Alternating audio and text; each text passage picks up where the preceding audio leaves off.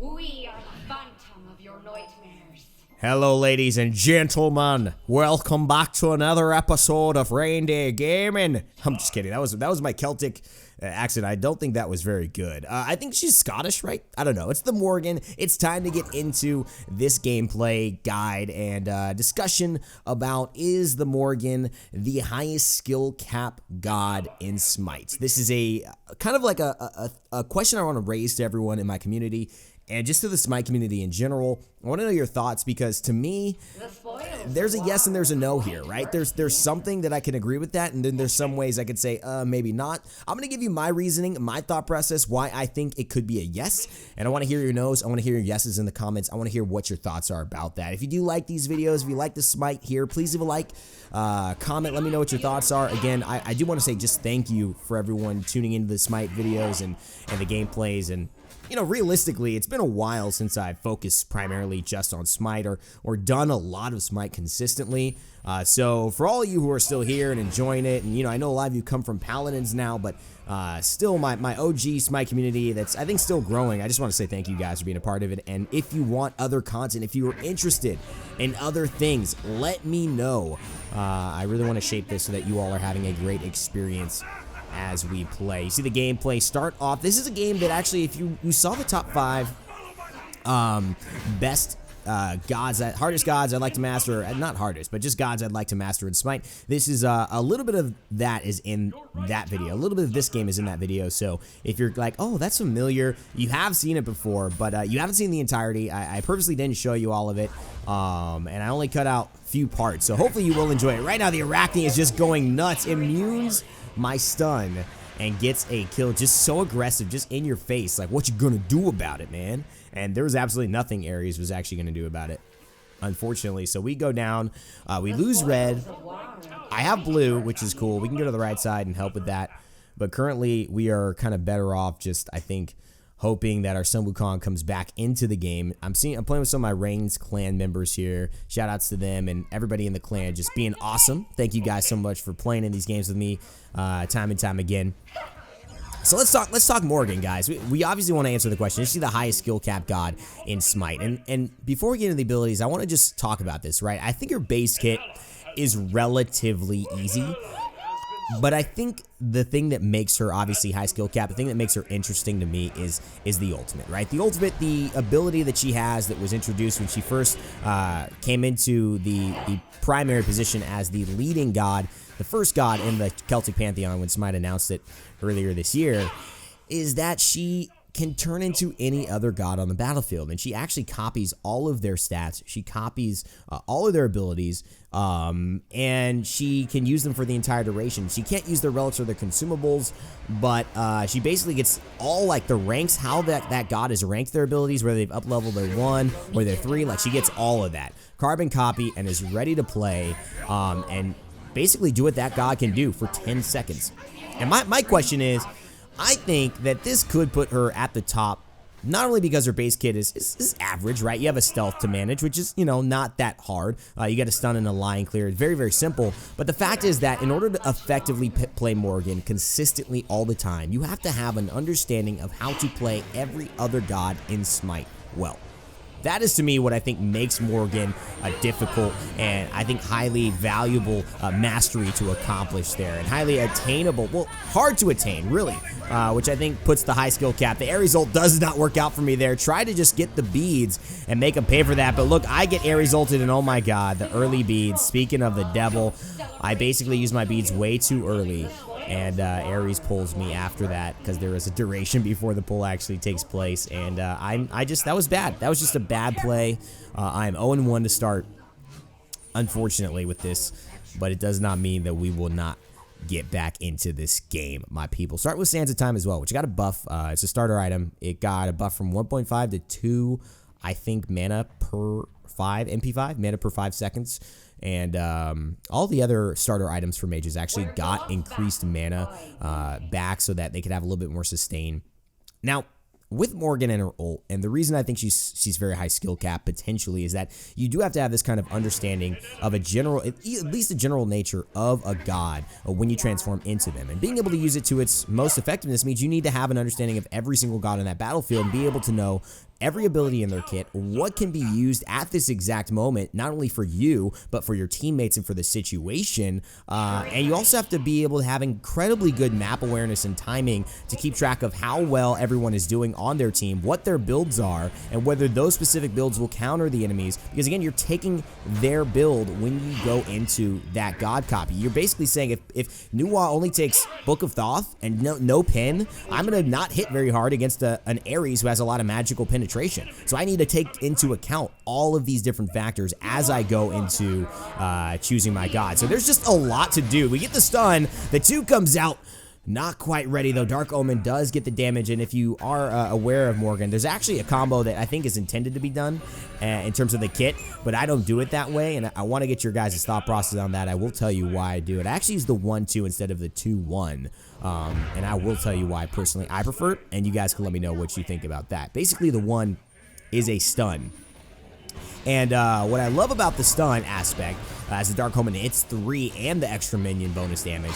But what I do love about the stun is we get the kill, having to get out, is that it's something that you can activate while you're invisible. So you can basically pop your invis, go have your Morrigan copy run somewhere, maybe throw them off for just a second, gain the extra move speed from the invisible, which you get, and it's up to, I believe, actually 40% movement speed for about 8 seconds that you can be invisible.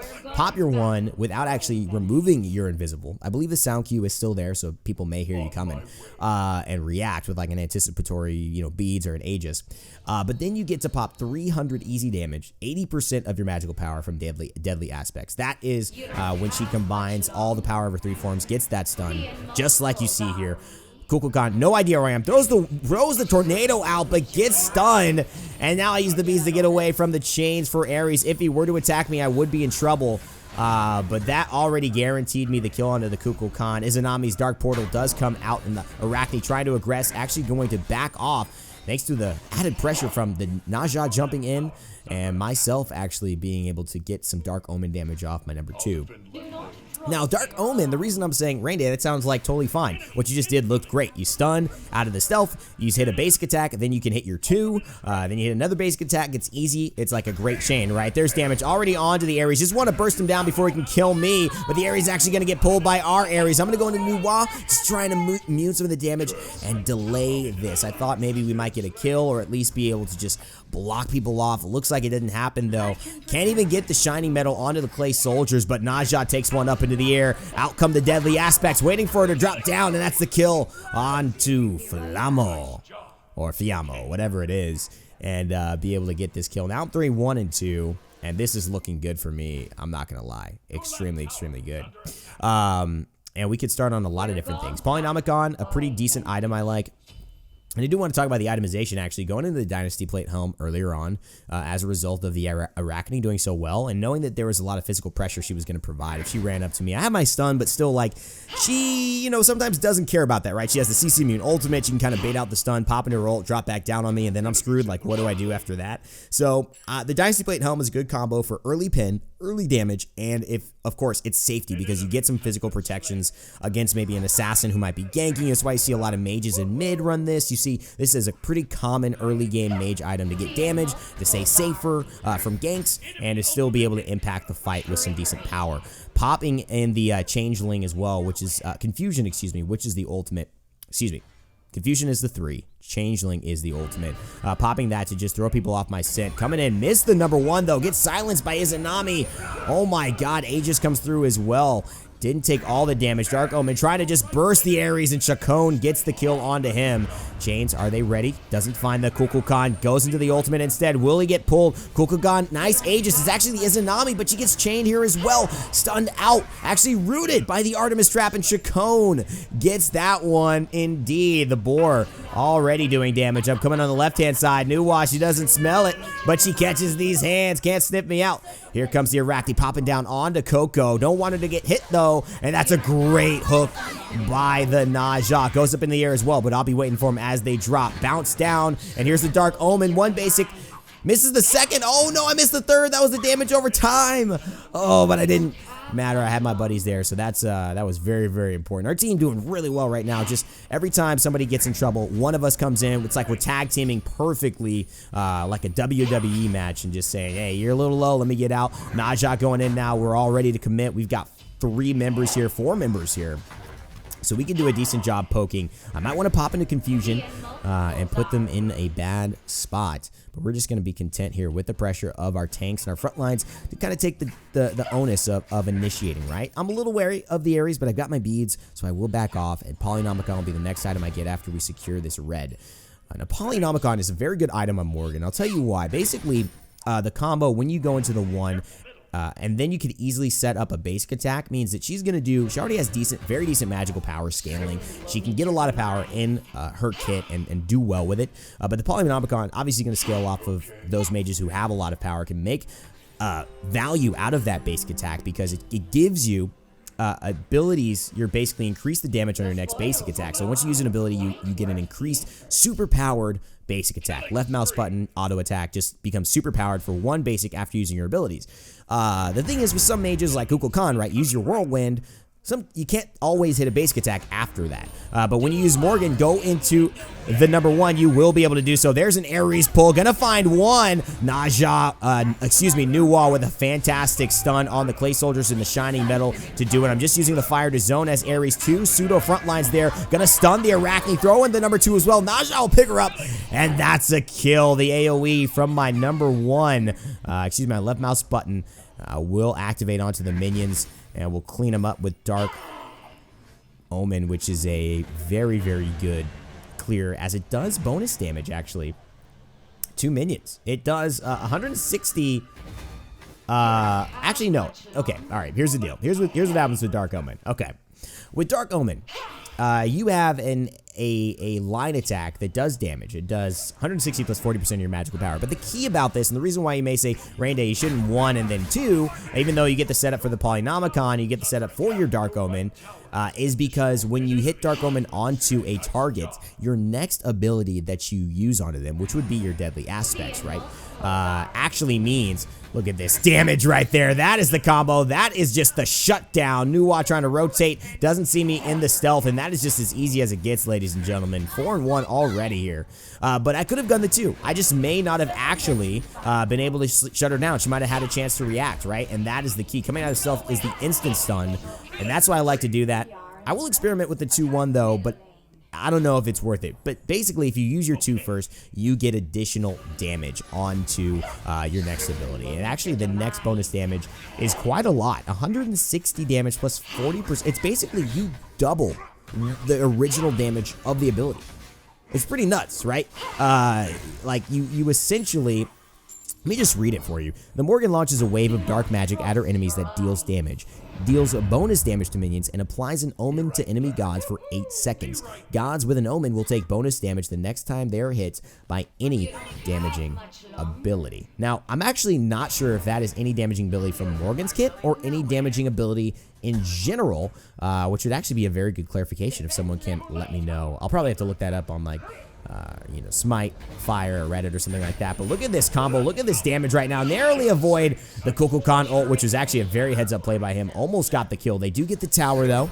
So she may be going back to base and saying, okay, I'm really worth that trade. But again, look at this decision-making, right? I know that the Khan is going down. I just want to secure the kill, get a little bit of damage on the left-hand side. There's a good stun, but unfortunately, I cannot save Shakon's life. But again, so many different awarenesses of what I could have done there. I could have turned into Sun Wukong. I could have knocked them both up. I actually could have stunned them with the Tiger, basically slowed them with my 2, jumped up into my ult, and then knocked back down. Trying to go for the Arachne here. I could have just went into an ADC kind of role with the Izanami, throw my Dark Portal ultimate out there. Nuwa doesn't even know what's coming. I'm not sure she sees me here. Hello. Goodbye. See you later. I love the laugh as well. That's 5-1 Rampage going out here. I do like the Ares, though, because of the CC. It's pretty straightforward. But again, how many different opportunities did I have? I could have gone into the Khan, thrown a Tornado, slown them. I could have gone into... I could have even gone into the Ares yet again for that one. Gone into the Artemis and popped the CC ult. I mean, there's just so many different opportunities for me to have to have taken them on in that way. And that's why I think just understanding also not even that, but just where all these gods are, considering the fact that, you know, their Izanami is the highest level god in the for their team. But our Naja is doing extremely well. I could have turned into our Naja and just basically ulted one of them and ring tossed, right? That might have been enough damage because he's already level 20 and he's gotten a ton of kills. So all of these things come into factor and make, I think, Izanami really a relatively very hard skill cap champion, god, excuse me, as a result of just the decisions that you have to make. Whenever you, in video games, give a player more decisions than another player that they have to make, you increase the skill ceiling of that god to be effective, to be perfectly effective, right? It's the same case in our game Paladins, where you have healers that some have like auto heal and some have to do everything manually. We want to make sure that, you know, obviously when you have the auto heal, you can do a good job, but if you do the manual heal, you're going to have a harder time in lower instances where you're not as familiar with the god, you're not as versed, but when you get to the master level of that god, you should have more of an impact in the game, and I think that's where Morrigan really fits here. And I actually believe that I might have said Izanami for Morrigan one time in this video. If I've been calling Morrigan Izanami, guys, I'm sorry. I just came from work. It's a little late. I don't know. I just feel like I'm going to look back at this. Oh, Apophis! No! Okay. All right. It didn't happen. I have to back. Dear God. Oh, dear God, the Apophis. And that was at 15 minutes, too. That wasn't at 10. That was very, very close. But again, guys, forgive me. I'm at work, and I actually finished the day of work. We had a great play test, came back, got dinner, and it's like already 8:30, and I'm like, I gotta get my video out. It's 31 and 31. So I apologize, guys, for if I'm sounding crazy, if I got a lot of things going on in my mind, but I'm trying to be as clear as possible, and hopefully it is. And if you are enjoying it, please let me know, you know, below, or just, you know, like it, show me the love that you want to see these more of these Smite, oh dear God, more of these Smite games in the future. I heard a lot of you guys just reaching out to me saying, Raynday, it's great to see you playing Smite again, man. And I am happy to be doing that as well. Get back to the roots, the flavor. Look at this Ares ult here. Double Ares ult. It could be a triple Ares ult, but my ult is not ready. There is the Arachne. Doesn't know where I am. She pops the sprint, though. That is very, very good by the Artemis. And then pops her ability to go into the ult. CC immunity as well. Will not get stunned by the Arachne. And we'll be able to just counteract her as well once she drops and tries to fight. Very good stuff, and I was ready there to do it. There's one kill, though. Will I find the Ares? We will. The new oh boy, the Aegis is there. Miss the Shining Metal. No! The root. No! Rest in peace. Rest in peace, friend. Rest in peace. Ah, she had the root. Every 5th basic attack of Nuwa roots. And therefore, I just happened to get hit with the 5th basic attack of Nuwa. Like, you know, those are the chance. I think I would have gotten out outside of that, but because of the root, she took me down. And again, those are the things you have to know. You have to know these things inherently to play Morrigan at the highest and best level possible. You have to understand every single god in the game, because they may be in your game, and you have to know their kit to know what will work. And then not only do you know what will work on theory, you have to then be able to apply it to the current situation and say, though this will work, which will work the best, and which will work for my aims, whether offensive or defensive, and then you need to be able to execute it. Hitting the Nuwa combo I mentioned earlier can be easy for some players, but you have to practice. You can't just jump into Nuwa. Like, you can't just become Serket if you never played Serket and just hit the full Serket combo. Like, you cannot do that. New players have a very hard time doing the Serket combo, even after knowing what it is. So it's just a really, really interesting thing. I think she really could be maybe the highest skill cap god as a result of this. You know, knowing every other god. I don't know what other god is harder than having to understand and know every other god. Because it's not like saying, oh, Uller's the hardest skill cap. It's like with Morrigan, you still have to know Uller. Like, to maximize Morrigan, you have to know every single god. I don't know. I just can't wrap my mind around anything being harder from that. But as you see there, another secure for the kill. The lockdown for Morrigan, so strong. I love her base kit as well. Not just the ultimate, the lockdown that she can bring. The Polynomicon hits you'll see popping off. There's the Ares ult. Actually turned into the Ares ult. No, this is a perfect opportunity. Oh, we get all 3. Come on, the daddy 3 pulled in for the Ares ult. The beads are down and the fire is blazing. 44, 36, too many numbers to count. And the snowball could be real. Pop into confusion, pop into deadly aspects, and hit the Dark Omen onto the Nuwa. The Ares goes down, the Nuwa falls as well. Triple kill for the Rain King. Oh no, that's another guy. I'm sorry. Rain King. Hey, shout outs to Rain King. Good stuff, man. Smite YouTuber. But I was just saying Raynday, you know, the king. I'm sorry, man. I just confused, you know, you probably like, Raynday, what's going on? What you lit, man? Come on. I am not lit, guys. I'm just having fun. I'm having fun with you guys. Let's go. Let's have some fun. Let's have an enjoyable time. If we're going to be here, right, we might as well have fun together. I got to keep showing enthusiasm, man. One of the things, you know, when you get Raynday, you got to get that, you get the energy, you get the enthusiasm, you get the information, you get that positive aspect, you know. These are the things you know you get when you play and you see some Raynday gameplay come onto your newsfeed as well. And if you guys don't know, hitting the notification bell is actually significant. That's what means something, right? That means you get to know when my videos release. So I think that's actually more important than even subscribing. I mean, subscribing is a number, but like, if you don't get notified for my videos, if they're not on, you know, I feel like people would subscribe to a channel to get a notification for a video, which is crazy. That doesn't happen at base. You have to click turn notifications on by hitting the notification bell, either on mobile or on your desktop near the subscribe on my channel, which is crazy to me, but hey. Anyways, you won't miss these triple kills. That's at least what it is. Oh my god, the double stun! The double Dark Omen! And the basic attack to do it all. Izanami's locked there. Dark Omen's coming through. And the Polynomicon gets the triple kill again. 2 triple kills for the Morrigan. And those who do not follow the Raven look to be falling to pieces here. They don't have much longer, mate. You don't have much longer now. It might just be the end of the game here. Pop into the Artemis to get the extra ADC power, and that is the beauty of the Morrigan, my friends. It is just one to behold, and I really want to hear your thoughts about whether you think she is the highest skill cap. What do you think about that? I want to know. Raise that question here in this video. The other thing about her passive, Doomsayer, what I did kind of neglect to mention, but I did mention, it's the last attack. It's a 3-attack chain. 1, 2, and the third one actually does 9% of your basic attack damage. I guess we just went into no stats, huh? I want to see my stats. Oh, man. But anyways, guys, that's going to do it for this video, of course. Thank you guys so much for... Oh, here are the stats. Okay. All right, here you go. You get to see the build. You get to see the stats here. Tons of damage, 28,000 damage, highest in the thing. But anyways, her last basic attack does 9% of a target's max HP. So that's going to be more effective against larger, it's going to do more damage essentially against larger health champions, or gods, excuse me. And hits in an AoE as well, which is very, very good to know, clearing up those minion waves and stuff. This is the build again. Book of the Dead at the very end. Rada Tahuti, Obsidian Shard, Shoes of the Magi. You could probably trade out Book of the Dead, the Dynasty Plate Helm, but I just didn't need to do it. We won the game too fast, ladies and gentlemen. Thank you all so much for watching. I'm going to go take a break. Long day for me, but hopefully it was a fun one for you. Make sure to like, comment, share, and subscribe. And as always, my raindrops, remember to never give up, never stop gaming, and I'll see you all next time.